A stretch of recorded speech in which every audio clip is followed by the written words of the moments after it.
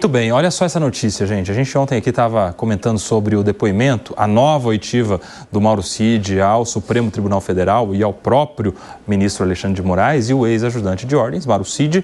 Neste depoimento prestado ontem, afirmou que o ex-presidente Jair Bolsonaro sabia da minuta golpista e, inclusive, sugeriu alterações no documento.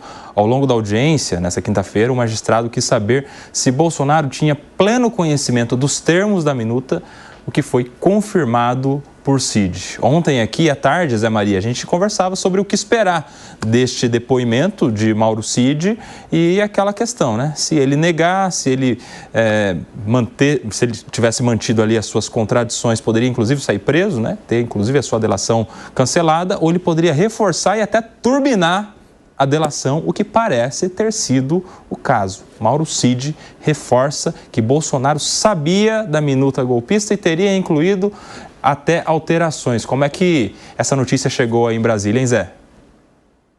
Pois é, logo depois do programa, eu me encontrei com uma senadora, a senadora Damares Alves, não precisa ter segredo, né?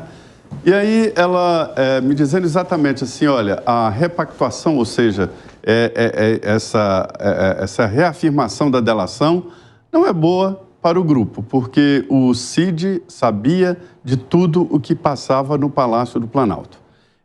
Depois do Cid não haverá nenhum outro, isso aí é uma opinião minha, né? Nenhum outro ajudante de ordens como ele.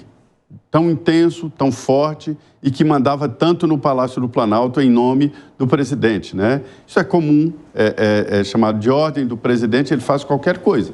O ajudante de ordem pode chegar e falar, assinar de ordem do presidente, né? E determinar. Ele era, sim, muito forte.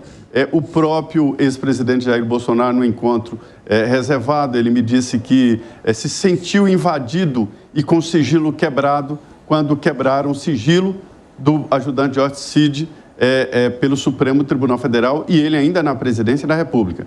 Ele dizendo que quebraram o sigilo do presidente da República, porque eu converso com o Cid o dia inteiro, inclusive de madrugada. Eu acordo no meio da noite, quero saber de alguma coisa, eu ligo para o Cid. É assim. Então, assim, era uma relação muito intensa. Depois do Cid, quem é hoje o ajudante de ordens do presidente Lula?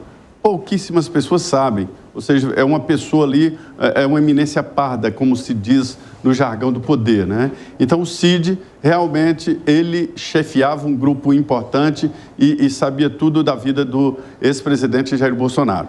O exercício do poder, ele leva algumas, vamos dizer, algumas especialidades ali de sigilo. É por isso que o presidente da República pode decretar sigilo. Existem sigilos de 100 anos, de 1000 anos, né? Sigilos da presidência da República.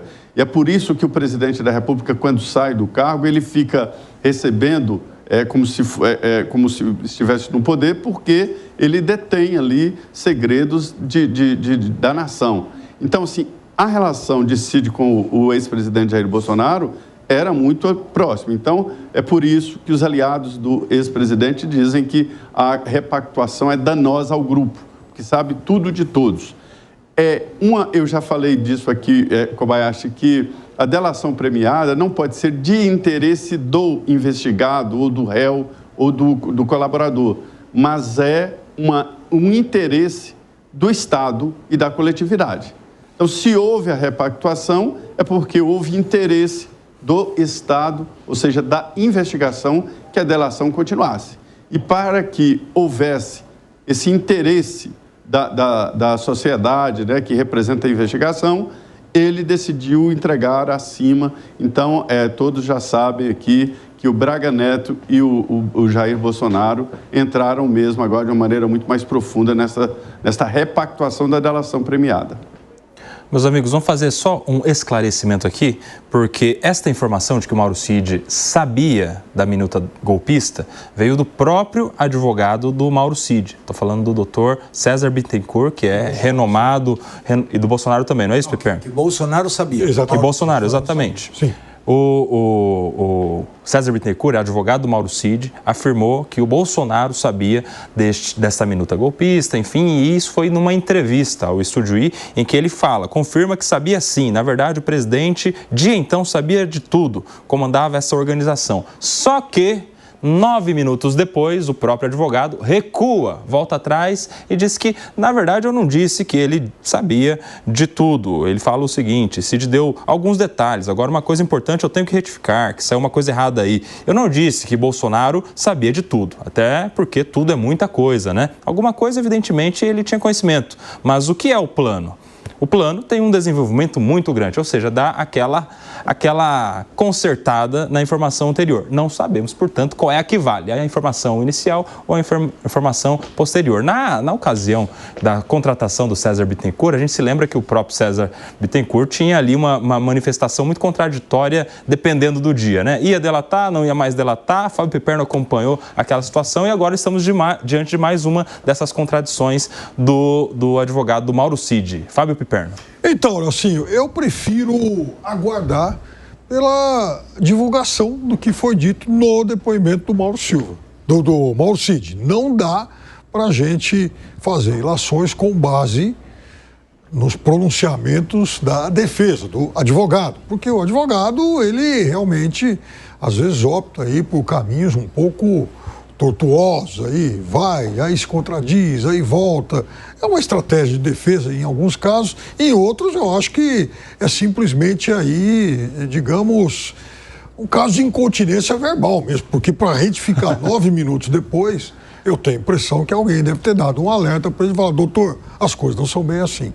Então, ontem, e até com base nisso que o Zé falou, uma delação ela tem que atender o interesse do Estado. Então, veja, ontem eu disse aqui que pelo fato do Mauro Cid ter sido liberado, poder ir para casa e não ter, por exemplo, a homologação da sua delação ter sido mantida, eu disse que provavelmente muita gente iria perder o sono ontem.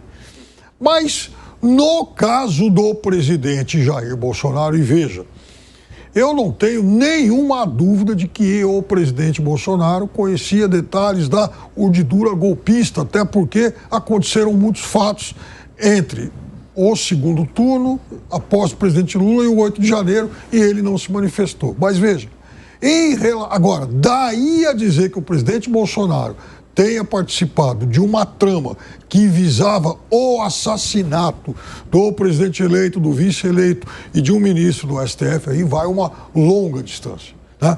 E em relação a isso, confesso que eu não estou convicto de que existam as digitais do presidente Bolsonaro em relação a isso.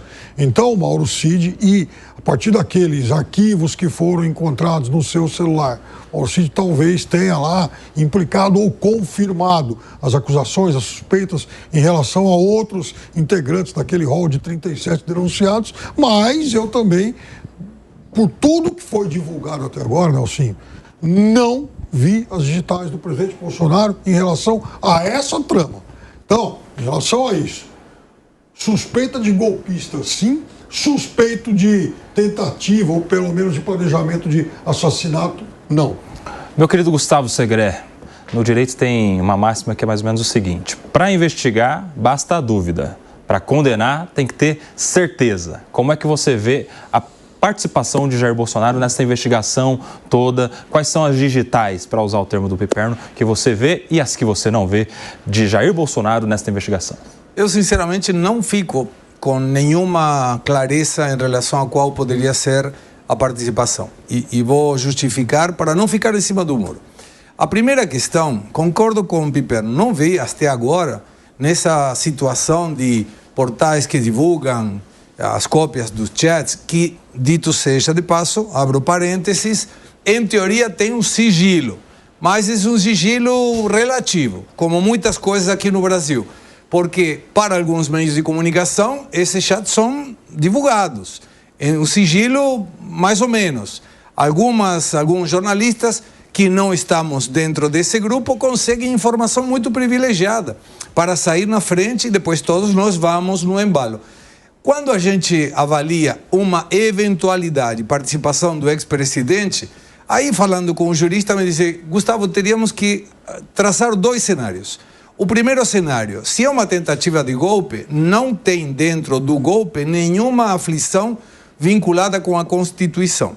E por que menciono isso? Porque vários outros portais mencionam como que a participação do Bolsonaro numa redigitação de um documento propunha a citação do artigo 142, que está na Constituição. Então, sinceramente, esse assunto me parece muito confuso até agora, além do mais que sabemos que muita gente utiliza narrativas para impor uma realidade. Eu acho que o melhor é aguardar, esperar o que está nos autos, tomara que isso seja divulgado para todo mundo no mesmo momento e não para alguns jornalistas e para outros não, e que a justiça se manifeste com objetividade. Objetividade que em algumas das coisas a gente se permite duvidar, porque já estamos partindo da premissa que estão colocando no calendário quando será julgado um processo que ainda está no indiciamento. Falta a denúncia e falta a viração do réu. Então, me parece que é prudente aguardar, mas não me parece que tenha Bolsonaro nada a ver com nenhuma tentativa de assassinato. Mas olha, o Segré... Diga. Segré, isso aí é sua avaliação, não tem nenhuma programação oficial, o Supremo não colocou o calendário nem nada. Ah, mas eles falaram que vai fazer depois... Previsão, né? Para não atrapalhar o processo eleitoral? Como? Se ainda está indiciado.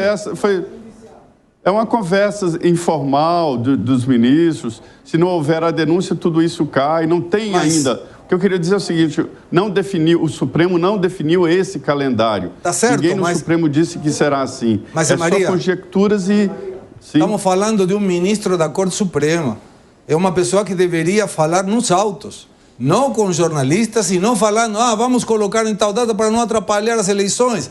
Alguém diria, peraí, ainda o processo está na parte de indiciamento, falta a PGR se manifestar, falta que o STF, eventualmente, se tiver uma denúncia, aceite e vire réu. Não estou falando do Bolsonaro, estou falando de todo mundo.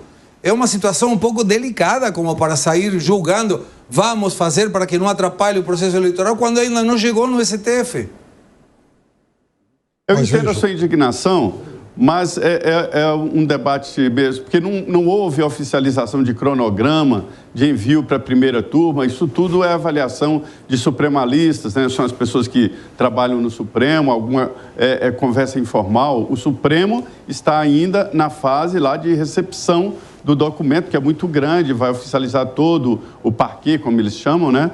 Aí vai oficializar, mandar, que ainda vai mandar para o Ministério Público, e só depois de receber a denúncia do Ministério Público é que essas medidas vão ser tomadas. Mas, Maria, tem portais hoje que mencionam fonte de 3 ministros. Segré, só um minutinho. Agora são 16 horas e 29 minutos. Quem está na rádio vai para um breve intervalo. Por aqui, continua Gustavo Segré.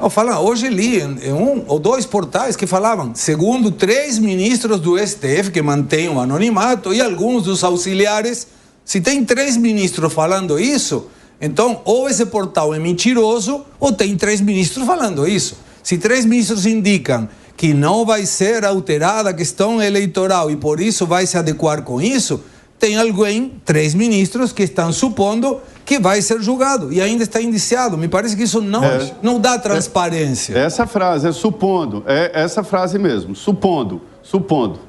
O Piperno tinha pedido, Piperno, para arrematar esse assunto. Muito rápido, é que assim, veja, dá para fazer estimativa em relação aos julgamentos de alguns dos réus. Por exemplo, o Mauro Cid. O Mauro Cid já, inclusive, negociou a delação premiada dele, ou seja, é réu.